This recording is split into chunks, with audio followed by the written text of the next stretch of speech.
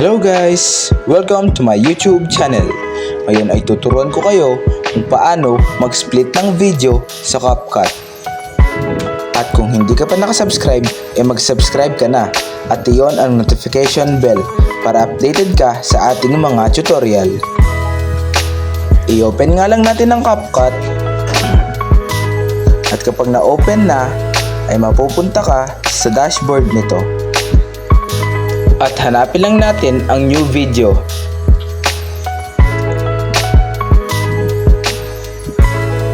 At kapag napindot mo na, ay mapupunta na tayo sa gallery.